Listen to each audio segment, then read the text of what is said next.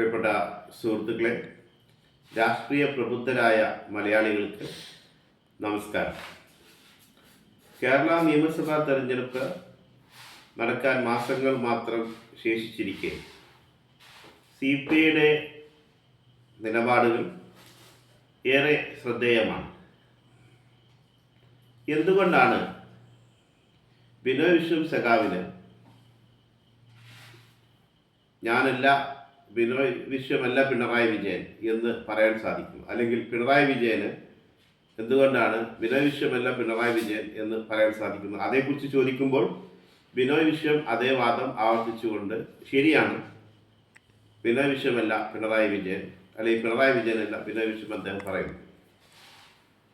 അതുപോലെ വെള്ളാപ്പള്ളിയെ മുഖ്യമന്ത്രി ഒരു ഘട്ടത്തിൽ സംസ്ഥാന സർക്കാരിൻ്റെ ഔദ്യോഗിക വാഹനത്തിൽ വെള്ളാപ്പള്ളി നടേശനുമായി യാത്ര ചെയ്തതായ സാഹചര്യത്തെ അദ്ദേഹം സൂചിപ്പിക്കുന്നു. അഥവാ ഭരണവുമായി ബന്ധപ്പെട്ടുള്ള വിഷയങ്ങളിൽ അല്ലെങ്കിൽ മുന്നണിക്കകത്ത് ഉന്നയിക്കേണ്ട വിഷയങ്ങളെ മുന്നണിക്ക് പുറത്തുകൂടി അവതരിപ്പിക്കാൻ ബിനോയ് വിശ്വത്തെ പോലെയുള്ള വളരെ പരിണിതപ്രജ്ഞനായ ഒരു രാഷ്ട്രീയ നേതാവ് തയ്യാറാകുന്നത് എന്തുകൊണ്ടായിരിക്കും? എനിക്ക് തോന്നുന്നത് CPIയുടെ അണികൾക്കിടയിലുള്ള വികാരത്തെ അദ്ദേഹം പ്രതിഫലിപ്പിക്കുകയാണ് ചെയ്യുന്നത് എന്നുള്ളതാണ്. ബിനോയ് വിശ്വത്തെ പോലെ ദീർഘകാലം രാഷ്ട്രീയ രംഗത്ത് പ്രവർത്തിച്ചിട്ടുള്ള ഒരു നേതാവിന് ഇത്തരം പ്രസ്താവനകൾ ഇടതുപക്ഷ ജനാധിപത്യ മുന്നണിയുടെ അണികൾക്കിടയിൽ ഉണ്ടാക്കിയേക്കാവുന്ന അനൈക്യത്തെക്കുറിച്ചും ആശയക്കുഴപ്പത്തെക്കുറിച്ചും വ്യക്തമായ ബോധ്യമുള്ള ഒരാൾ തന്നെയാണ് CPIയുടെ നേതാവ് സഖാവ് ബിനോയ് വിശ്വം.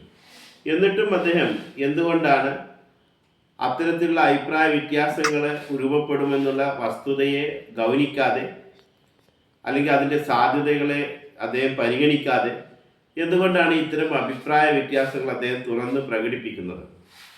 അത് CPIക്ക് അകത്ത് തന്നെയുള്ള സഖാക്കളുടെ വികാരങ്ങൾ അദ്ദേഹം പ്രതിഫലിപ്പിച്ചതാണ് എങ്കിൽ, ഇനി അഥവാ അങ്ങനെ ചിന്തിക്കുന്ന സഖാക്കളില്ല എങ്കിൽ ഇപ്പോൾ അദ്ദേഹം നടത്തിയിട്ടുള്ള പ്രസ്താവനകൾ CPIയുടെ ഭാഗമായി നിൽക്കുന്ന സഖാക്കളെ അത്തരത്തിൽ ചിന്തിക്കാൻ പ്രേരിപ്പിക്കുമെങ്കിൽ, അതുപോലെ തന്നെ നമുക്കറിയാം ഒല്ലൂർ പോലെയുള്ള അസംബ്ലി മണ്ഡലങ്ങളിൽ CPIയുടെ നേതാക്കൾ മത്സരിക്കുന്ന, നിലവിലെ മന്ത്രി പ്രതിനിധാനം ചെയ്യുന്ന ആ മണ്ഡലത്തിലുൾപ്പെടെ തദ്ദേശ സ്വയംഭരണ സ്ഥാപനങ്ങളിലേക്ക് നടന്ന തെരഞ്ഞെടുപ്പിന്റെ പശ്ചാത്തലത്തിൽ പരിശോധിക്കുമ്പോൾ അവിടെ UDFന് മുൻകൈ ലഭിക്കാനുള്ള ഒരു സാധ്യതയുണ്ട് എന്ന് നമ്മൾ കാണുമ്പോൾ, ഈ സാഹചര്യങ്ങളിലെല്ലാം നമ്മൾ പരിശോധിക്കുമ്പോൾ എനിക്ക് തോന്നുന്നു ഈ വരാനിരിക്കുന്ന നിയമസഭാ തെരഞ്ഞെടുപ്പിൽ CPI മത്സരിക്കുന്ന ഇടങ്ങളിൽ CPMന്റെ പിന്തുണ വേണ്ട രീതിയിൽ ഇല്ലാതിരിക്കുകയോ, അതല്ലെങ്കിൽ CPI മത്സരിക്കുന്ന നല്ലൊരു ശതമാനം സീറ്റുകളും കോൺഗ്രസോ അല്ലെങ്കിൽ ഐക്യജനാധിപത്യ മുന്നണിയുടെ ഘടകകക്ഷികളോ വിജയിച്ചു വരാനുള്ള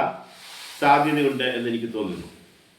അതുപോലെ തന്നെ എന്തുകൊണ്ടാണ് ജോസ് കെ മാണി ഇന്നും ഇന്നലെയുമൊക്കെയായി പറയുന്നു ഞങ്ങൾ ഇപ്പോൾ LDFനൊപ്പമാണ്, ഞങ്ങൾ മാറാൻ ഉദ്ദേശിക്കുന്നില്ല? ആ പശ്ചാത്തലത്തിലും ജോസ് കെ മാണി മുന്നണി മാറുമോ എന്നുള്ള ഒരു ചോദ്യം മാധ്യമപ്രവർത്തകർ ഉന്നയിക്കുന്നതും കോട്ടയത്തും ഇടുക്കിയിലും അതുപോലെ തന്നെ പത്തനംതിട്ടയിലുമൊക്കെയുള്ള കേരള കോൺഗ്രസ്സുകാരായ അണികൾക്കിടയിൽ വലിയൊരു വിഭാഗം അണികളും മാണി വിഭാഗം കേരള കോൺഗ്രസിൽ നിന്നും ജോസഫ് വിഭാഗം കേരള കോൺഗ്രസിലേക്ക് മാറിപ്പോയി എന്ന് തന്നെയാണ് ഞാൻ കരുതുന്നത്.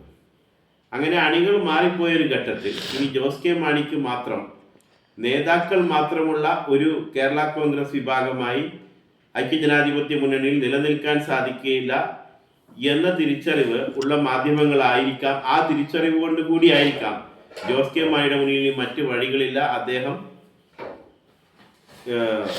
വലതു മുന്നണിയിലേക്ക് മാറും എന്ന് പ്രവചിക്കുന്നത്.